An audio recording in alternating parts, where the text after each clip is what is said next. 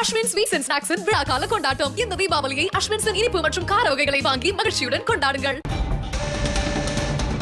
2025ஆம் ஆண்டின் மருத்துவத்திற்கான நோபல் பரிசு 3 பேருக்கு அறிவிக்கப்பட்டிருக்கிறது.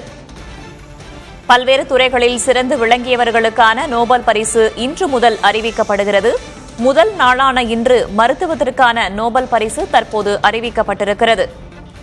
உலகின் உயரிய விருதுகளில் ஒன்றாக பார்க்கப்படும் நோபல் பரிசு கடந்த 1991ஆம் ஆண்டு முதல் வழங்கப்பட்டு வருகிறது. ஆண்டுதோறும் மருத்துவம், இயற்பியல், வேதியியல், இலக்கியம், அமைதி, பொருளாதாரம் ஆகியவற்றில் சிறப்பான பங்களிப்பை வழங்கியவர்களுக்கு இந்த விருது வழங்கப்படுகிறது. அந்த வகையில் 2025ஆம் ஆண்டிற்கான மருத்துவத்திற்கான நோபல் பரிசு 3 பேருக்கு பகிர்ந்தளிக்கப்படுவதாக அறிவிக்கப்பட்டிருக்கிறது.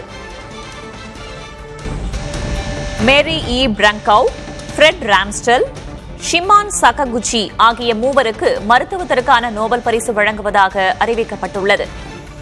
2025ஆம் ஆண்டிற்கான மருத்துவத்திற்கான நோபல் பரிசை பெறுபவர்கள் மேரி இ பிரங்கவ், ஃப்ரெட் ராம்ஸ்டெல், ஷிமான் சகாகுச்சி ஆகிய 3 பகிர்ந்தளிக்கப்படுவதாக அறிவிக்கப்பட்டிருக்கிறது. புற நோய் எதிர்ப்பு சகிப்புத்தன்மை குறித்த கண்டுபிடிப்புக்காக இந்த 3 நோபல் பரிசு அறிவிக்கப்பட்டுள்ளது.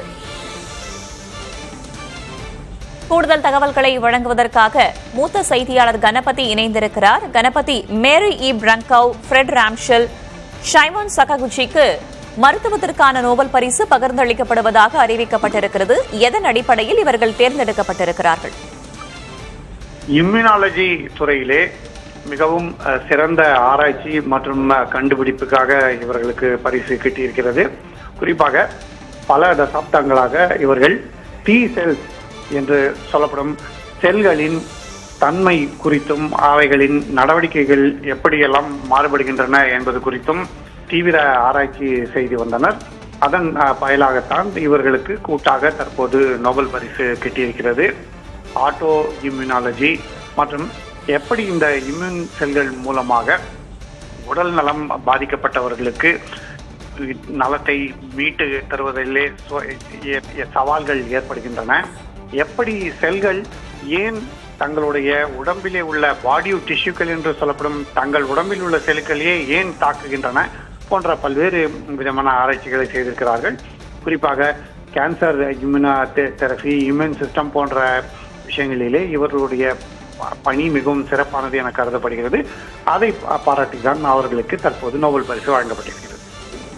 3 மருத்துவத்திற்கான நோபல் பரிசு பகிர்ந்தளிக்கப்படுவதாக தற்போது அறிவிக்கப்பட்டிருக்கிறது.